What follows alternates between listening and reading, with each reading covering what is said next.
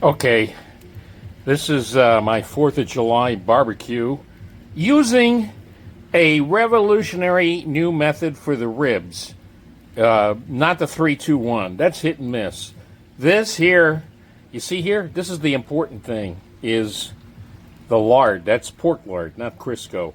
What happens is I'm going to, this as you can see, it's already starting to melt.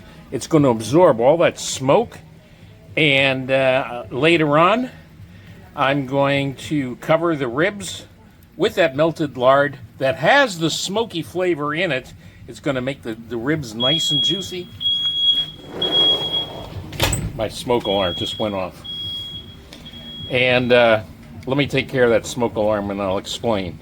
Oh, I guess my wife did it. All right, anyway, here's the deal. I'm going to have a link below to the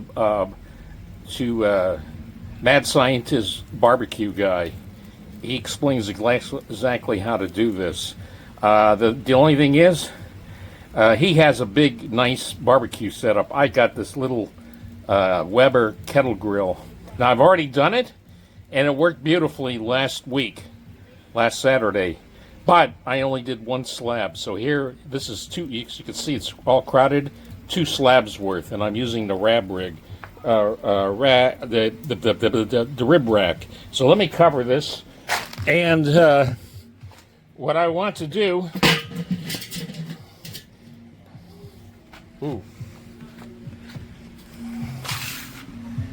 Yeah, let me cover this, and what I want to do is, ideally, you want to get the temperature to 225 degrees for 4 hours. At the 3rd hour, start spritzing it with a mixture of water and apple vinegar every 15 minutes, and then up the temperature to 275 degrees and for 1 hour. Then wrap the ribs soaked in the lard and wrap it in butcher paper and for another half hour. Now that's ideally. A problem is with the Weber, it's not that easy to get. I have some degree of control over the temperature, but not that exact. When I did it last Saturday, I had it pretty much at 250 the whole time. So I was able to do it in 40 minutes less time than recommended by the Mad Scientist barbecue guy, because for most of the time it was cooking at a little bit higher temperature. Like I say, you got to just play it by ear. So let me get back and start adjusting the temperatures here, get it down a little bit. Okay, it's about 15 minutes in, and it seems to have settled on a temperature of about 250 degrees. So you know what? This looks like it's going to be a repeat of last week. So anyway, the Mad Scientist barbecue guy, he has better control over his temperature than I do here. So instead of going, his total time would be 4 hours at 225, 1 hour at 275, and then half an hour with the ribs cooking in the butcher paper covered with the lard.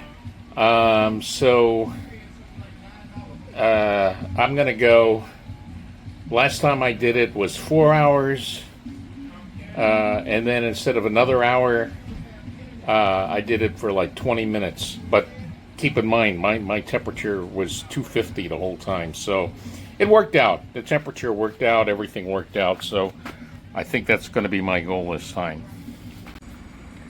And the good news is that the temperature did inch down to about 225 degrees for the last 20 minutes.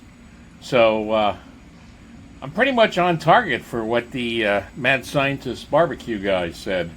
But, like I said, I'm going to go by the temperature on this. So you know what? One way or the other, it'll be right exactly the same time as the barbecue Mad Scientist barbecue guy recommended, or up to 40 minutes shaved off like I did last week, or somewhere in between, which is probably more likely.